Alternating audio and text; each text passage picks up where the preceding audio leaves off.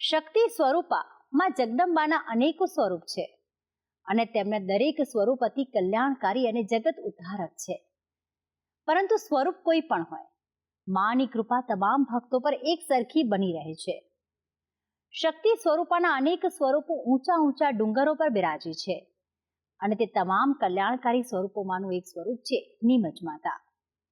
કહેવાય છે કે એકવાર જો તમે રાજસ્થાનના ઉદયપુર સ્થિત નીમચ માતાના પ્રખ્યાત ધામના દર્શન કરી લીધા તો તમારું જીવન ધન્ય ધન્ય બની જાય છે અને આપને પ્રાપ્ત થાય છે મા દુર્ગાના તમામ સ્વરૂપોની અસીમ કૃપા.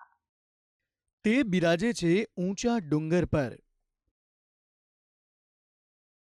તે ઓળખાય છે મેવાડના માં વૈષ્ણો દેવી. તેમને ભજતા સઘળા કષ્ટોનો થાય છે નાશ. ઉદયપુર આમ તો તળાવની નગરી કહેવામાં આવે છે. સુંદર તળાવ તે ઉદયપુરની ઓળખ છે. પરંતુ ઉદયપુર તેના ઐતિહાસિક વારસા અને પ્રખ્યાત મંદિરો માટે પણ સમગ્ર વિશ્વમાં પ્રખ્યાત છે. ઉદયપુરમાં આમ તો ઘણા મંદિરો આવેલા છે, જેથી ઉદયપુરને મંદિરોની નગરી તરીકે પણ ઓળખવામાં આવે છે. પરંતુ આ તમામ મંદિરોમાં જો કોઈ મંદિર ભક્તોના સૌથી વધુ આકર્ષણનું કેન્દ્ર બન્યું હોય તો તે છે ફતેસાગર તળાવ નજીક દેવાલી ડુંગર પર બિરાજમાન નીમચ માતા મંદિર, કે જે રાજસ્થાનની સાથે સાથે દેશ વિદેશમાં પણ ખ્યાતનામ બન્યું છે. મંદિરના મુખ્ય ગર્ભગૃહ સુધી પહોંચવા માટે લગભગ 1 કિલોમીટર ઊંચા પહાડ પર સીધી ચઢાઈ કરીને ચઢવું પડે છે, જે કોઈ આસાન વાત નથી. પરંતુ અહીં મા નીમચને નતમસ્તક થવા આવતા ભક્તો મા નીમચનું નામ લઈને આ પર્વતની સીધી ચઢાઈ પણ આસાનીથી ચઢે છે અને માની અસીમ કૃપા પ્રાપ્ત કરે છે. अब माता जी के प्रति मुझे बहुत श्रद्धा है. मेरी तो हर विश यहाँ आने के बाद पूरी हुई है और बहुत मन को शांति भी मिलती है. यहाँ आके बहुत अच्छा लगता है. रोज़ मैं यहाँ पे 15-20 मिनट तो बैठती हूँ ऊपर आके और अच्छा खासा वर्कआउट भी हो जाता है, तो काफ़ी अच्छा लगता है. फिटनेस के लिए भी बहुत अच्छा है और ऊपर आके भी बहुत अच्छा लगता है. સૌથી ઊંચાઈ પર હોવાથી આ મંદિર ખરેખર ખૂબ જ ભવ્ય છે. આ મંદિરનું નિર્માણ મહારાણા રણજીતસિંહ પ્રથમ દ્વારા લગભગ 16મી સદીમાં કરવામાં આવ્યું હતું. મંદિર નિર્માણથી લઈને હાલના સમય સુધી આ મંદિરનો મહિમા એટલો વધી ગયો છે કે આ મંદિરને મેવાડના વૈષ્ણોદેવી તરીકે પણ ઓળખવામાં આવે છે.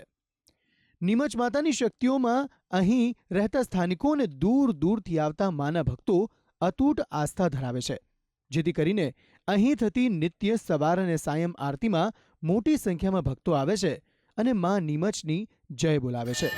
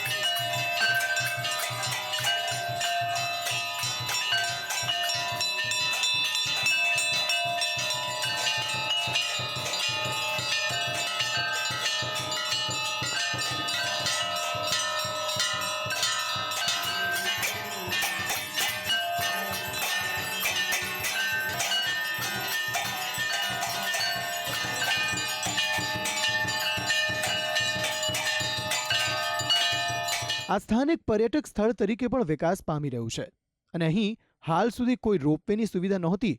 તેમ છતાં પણ મોટી સંખ્યામાં ભક્તો અહીં આવે છે અને હવે અહીં રોપવેની સુવિધા શરૂ કરવાનો પણ નિર્ણય લઈ લેવાયો હોવાથી માઈ ભક્તોમાં અનેરી ખુશીનો માહોલ જોવા મળ્યો છે.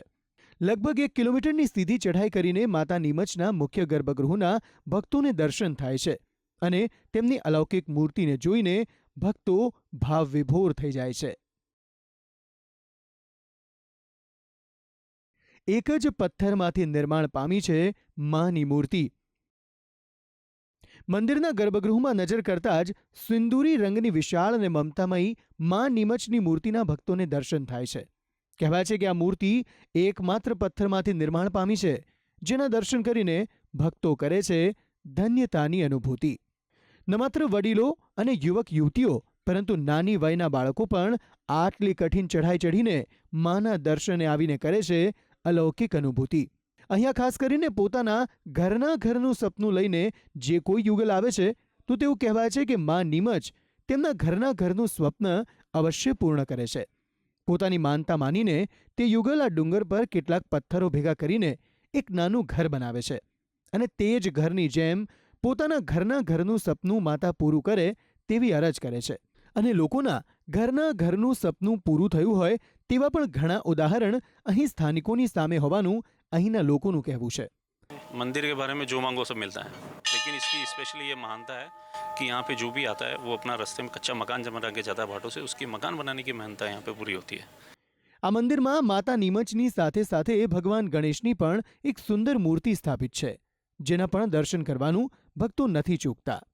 મા દુર્ગાના તમામ તહેવારોમાં અહીંયા મોટી સંખ્યામાં ભક્તોનો જમાવડો રહે છે અને વિશેષ પ્રકારના કાર્યક્રમોનું પણ અહીં આયોજન થાય છે, જેને પણ ભક્તો અચૂક માણે છે અને બાંધે છે પુણ્યનું ભાથું.